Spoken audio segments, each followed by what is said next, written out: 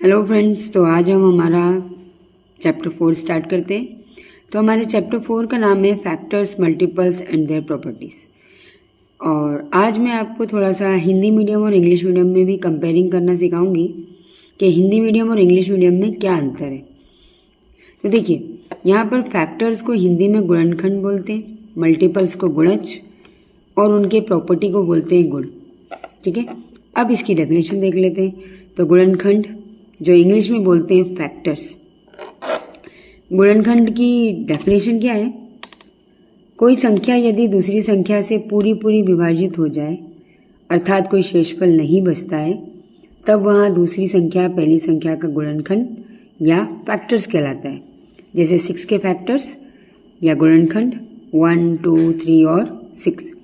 अब फैक्टर्स में हमको ये पता है कि कोई भी डिजिट जिससे डिविजिबल हो वही उसके फैक्टर्स होते हैं। जैसे 6 किस की टेबल में आता है? 1 में आता है, 2 में आता है, 3 में आता है और 6 में आता है। तो ये सब क्या है? फैक्टर्स है। अब यहाँ पर अगर किसी डिजिट के सिर्फ 2 फैक्टर्स होंगे या 2 गुणनखंड होंगे तो वो क्या होगी? अभाज्य संख्या, या अभाज्य संख्या को बोलते हैं प्राइम नंबर्स। ठीक है, अब इसकी कुछ प्रॉपर्टीज है जो मैं आपको इंग्लिश मीडियम में से देख के बता देती हूँ। जैसे पहली प्रॉपर्टी है 1 is the factor of every number. हर एक नंबर का जो फैक्टर होता है वो क्या होता है? 1। Every number is a factor of itself. हर एक नंबर अपना खुद का क्या होता है? फैक्टर होता है। Factor of a number are less than और इक्वल्स टू दैट नंबर। मतलब अगर आप किसी नंबर का फैक्टर निकालोगे तो वो उससे छोटा होगा और उसके बराबर होगा, लेकिन उससे बड़ा नहीं होगा। जैसे कि यहाँ पर हम 6 के फैक्टर निकालते तो उसके फैक्टर आए थे 1, 2, 3 और 6। जैसे यहाँ हमने निकाला था इसके फैक्टर्स 1, 2, 3 और 6। तो 6 के फैक्टर्स उससे छोटे थे, उसके बराबर थे, लेकिन उससे बड़े नहीं थे। तो ये उसकी प्रॉपर्टी है कि जो भी फैक्टर्स होते हैं वो उससे स्मॉलर हो सकते हैं या उसके बराबर हो सकते हैं। ठीक है, number of factors of that number are finites. मतलब किसी भी नंबर के अगर आप फैक्टर्स निकालोगे तो वो फाइनाइट रहेंगे। फाइनाइट मतलब फिक्स्ड रहेंगे। ऐसा नहीं है कि बहुत सारे निकलते जाएंगे, ऐसा नहीं। उनका एक फिक्स्ड नंबर रहेगा कि वहाँ जाके वो ख़त्म हो जाएंगे। ठीक है, अब आगे देख लेते हैं।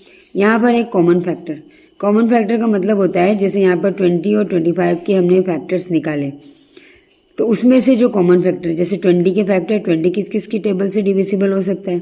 तो 1 से, 2 से, 4 से, 5 से, 10 से और 20 से। 25 किस की टेबल से डिविजिबल हो सकता है? 1, 5 और 25।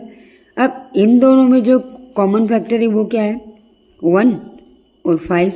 देखो 1 इसमें भी आ रहा है, इसमें भी आ रहा है, 5 इसमें भी आ रहा है, इसमें भी आ रहा है। तो कॉमन फैक्टर का मतलब जब किसी 2 डिजिट के हम फैक्टर निकालें और वो दोनों में से जो कॉमन आए वही कहलाता है कॉमन फैक्टर।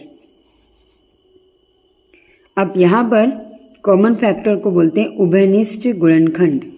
क्या बोलते हैं? उभयनिष्ठ गुणनखंड। सेम ही है, कॉमन फैक्टर और उभयनिष्ठ गुणनखंड दोनों में सेम प्रोसेस है। अब यहाँ पर है अभाज्य गुणनखंड। जैसे मैंने आपको बताया था, अभाज्य मतलब प्राइम और गुणनखंड मतलब फैक्टर्स, मतलब प्राइम फैक्टर्स।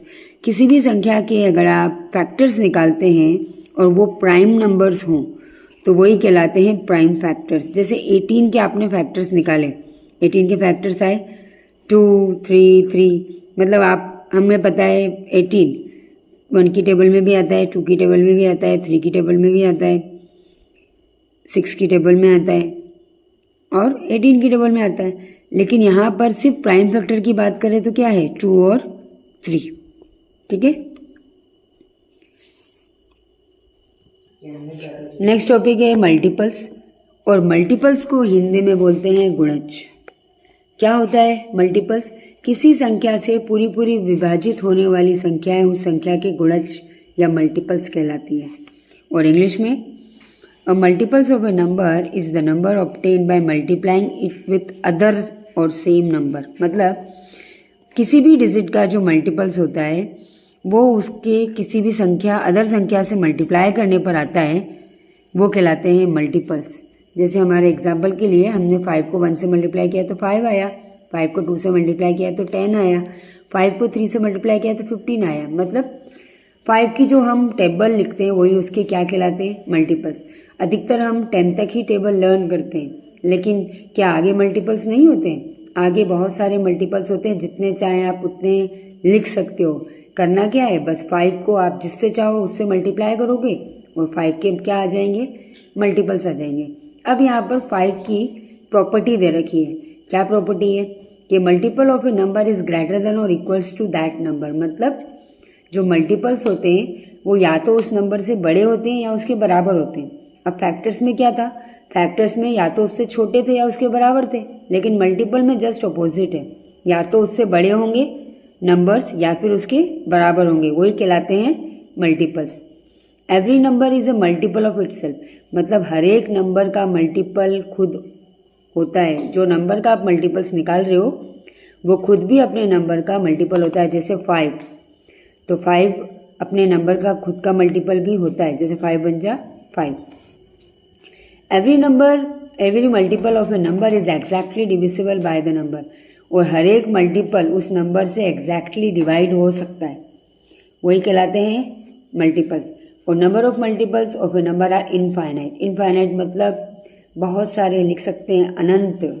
ठीक है, अनंत होता है इनफाइनाइट का मतलब अनंत नंबर्स का मल्टीपल्स आप निकाल सकते हैं।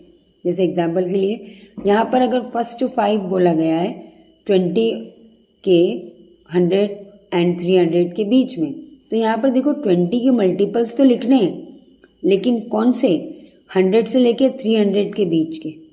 ठीक है, तो 20 का 100 के बाद आएगा 120, फिर आएगा 140, 160, 180, 200, क्योंकि 125 तो नहीं आएगा 20 की टेबल में, तो हमारा ऑप्शन क्या होगा, 4th वाला।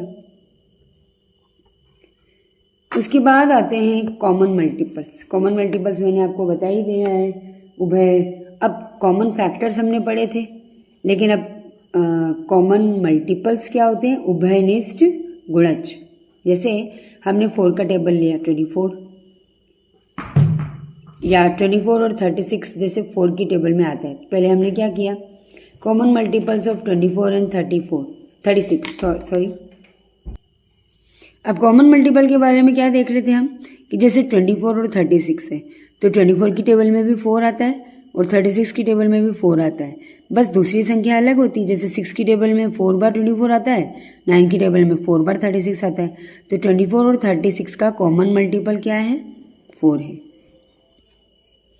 अब मैं आपको एक्सरसाइज करा रही हूँ, ये हिंदी में है लेकिन मैं आपको इंग्लिश में भी बताती जाऊँगी।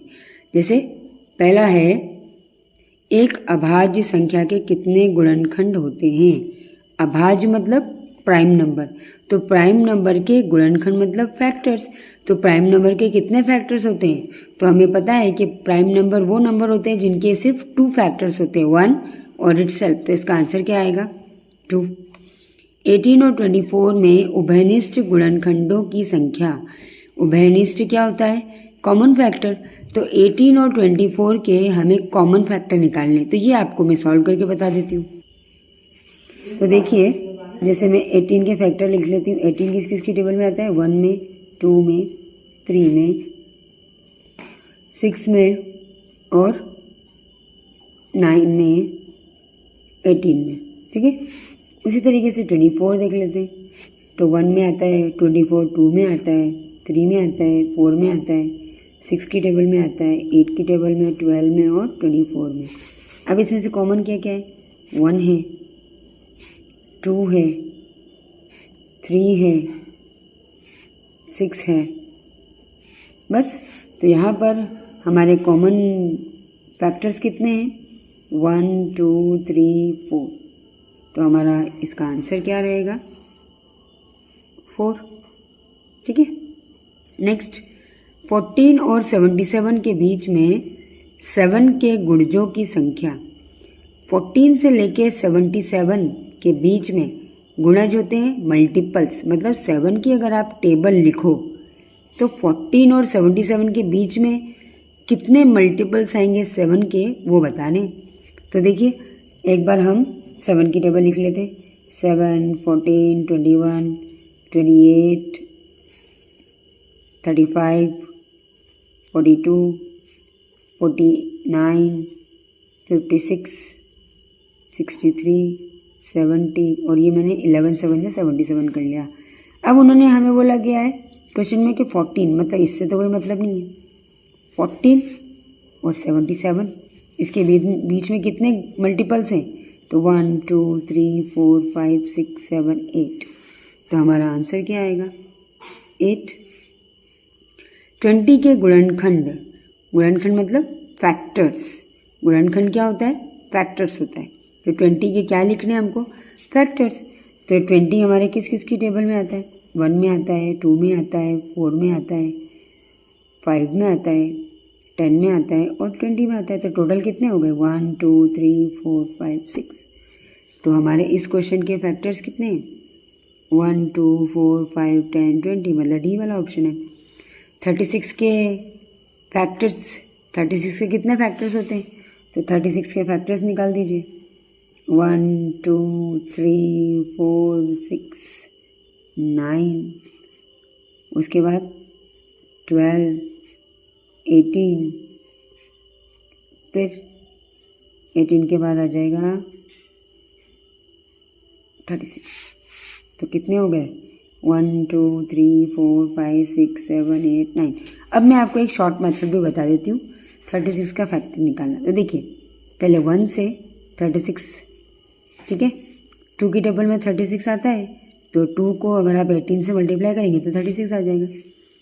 3 की टेबल से 3 से इसको डिवाइड कर दीजिए, तो 3 1 जा 3, 3 2 जा 6, 12 3 जा 36 होता है। 4 की टेबल में हमें पता है 9 बार आता है, और 6 की टेबल में 6 6 जा 36। अब आपके फैक्टर्स देखिए, 1 2 3 4 6, और 6 रिपीट हो रहा है तो 6 एक बार, 9 12 18 36, ये फैक्टर्स हो गया। मतलब 1 बाय 1 आपको क्या करना है? इन डिजिट से डिवाइड करके देखना है, जितनी बार डिवाइड आएगा वो यहाँ पर आ जाएंगे। तो ये सारे फैक्टर्स निकालने का मेथड है, ठीक है। अब आगे देख लेते हैं। तो क्वेश्चन नंबर 6, निम्न में से कौन 316 का गुणनखंड नहीं है? गुणनखंड मतलब फैक्टर्स। तो 316 का आपको हमने एक प्रॉपर्टी सिखाई थी कि फैक्टर्स या तो इससे लेस देन होते हैं या इसके बराबर होते हैं। तो यहाँ पर देखिए 1 इसका फैक्टर है। उसके बाद 8 की टेबल में एक बार चेक कर लेते हैं हम इनको। तो अब इसका चेक करने का देखो, 1 तो आता ही है। 158 को हम 316 या 2 से मल्टीप्लाई करके देख लेते हैं। तो हमने 158 को 2 से मल्टीप्लाई किया, 2 8 जा 16, 2 5 जा 10 11, तो ये 316 आ रहा है। मतलब 158 इसका फैक्टर है। 79 को भी करके देख लेते हैं। 1 प्लेस में 6 आ रहा है तो इसको 4 से करते हैं। 4 9 जा 36, 4 7 जा 28 31। तो लास्ट डिजिट क्या है? 8, क्योंकि 8 का जो हमारी डिविजिबिलिटी होती है वो होती है 316 को हम 8 से डिवाइड करके देखते हैं। तो 8 3 जा 24, और यहाँ पर आएगा 76, लेकिन यहाँ पर रिमाइंडर बचेगा, इसलिए इसके जो फैक्टर्स होंगे वो कौन सा नहीं होगा? 8। 25 से छोटे 3 के गुणजों की संख्या, 25 से छोटे 3 के फैक्टर्स की संख्या। तो 25 से छोटे बताने 3 के, मतलब 3 जो एक नंबर है उसके फैक्टर्स बताने आपको। तो देख लेते हैं एक बार। तो इस क्वेश्चन का मतलब ये है कि 3 के गुणज मतलब मल्टीपल्स, 3 के मल्टीपल्स की संख्या लिखनी है 25 से छोटे। जो 25 से छोटे हों तो हम 3 के मल्टीपल्स देखते हैं, 3 6 9 12 15 18, उसके बाद 21 24 और 25 तो आ गया। तो 25 से छोटे कितने? 1 2 3 4 5 6 7 8। तो यहाँ पर इसका आंसर क्या होगा? 8। प्रत्येक विषम, अब विषम मतलब होता है ऑड संख्या, तो हर एक ऑड संख्या के जो फैक्टर्स होते हैं वो कितने होंगे? अब ऑड संख्या के कितने फैक्टर्स होंगे हम एक बार निकाल के देख लेते हैं। तो यहाँ पर क्वेश्चन में बोला गया है कि एवरी ऑड नंबर के फैक्टर्स कितने होते हैं, मतलब कोई भी ऑड नंबर्स होते हैं उनके फैक्टर्स कितने होंगे? तो उनके फैक्टर्स कितने होंगे? 1। ठीक है। नेक्स्ट है 80 के अभाज्य मतलब प्राइम फैक्टर्स। तो हम 80 के फैक्टर्स निकाल देते। देखिए 80 के फैक्टर निकालते हैं। कैसे स्टार्ट करेंगे? 2 से। 2 4 जा 8 0, अगेन 2 से। 2 20 जा, फिर 2 10 जा, फिर 2 5 जा, फिर 5 1 जा। तो कितने आए? 2 × 2 × 2 4 बार 2 और 1 बार 5। देख लेते हैं आंसर में। 4 बार 2 और 1 बार 5 मतलब हमारा ऑप्शन ए रहेगा। 1000 के प्राइम फैक्टर्स। तो 1000 के प्राइम फैक्टर निकाल देते हैं। देखिए पहले हम इसको 2 से करेंगे। 2 की टेबल में 1 तो नहीं आता, 10 आता है। कितनी बार? 5 बार। बाकी के 2 0 लिख दीजिए। फिर 2 की टेबल में 2 बार 4 कैरी 1, 2 5 जा 10 0, फिर 2 1 जा 2, फिर यहाँ पर 2 2 जा 4 कैरी इसको दे दिया तो 2 5 जा 10। अब यहाँ पर 125 आ गया। ये तो 2 से होगा नहीं, 3 से भी नहीं होगा, तो 5 से करेंगे। 5 2 जा 10, इसको 2 कैरी गया 25, तो 5 5 जा 25, 5 5 जा 25 एंड 5 1 जा 5। तो 3 बार 2 एंड 3 बार 5। तो 3 बार 2 एंड 3 बार 5। तो ये हमारा डी वाला ऑप्शन है। तो फ्रेंड्स आज हम 10 क्वेश्चन तक कंप्लीट करते हैं। नेक्स्ट क्वेश्चन हम नेक्स्ट वीडियो में स्टार्ट करेंगे। तो मिलते हैं ऐसे ही वीडियो के साथ। अगले वीडियो में हम 11 क्वेश्चन से स्टार्ट करेंगे। Okay bye.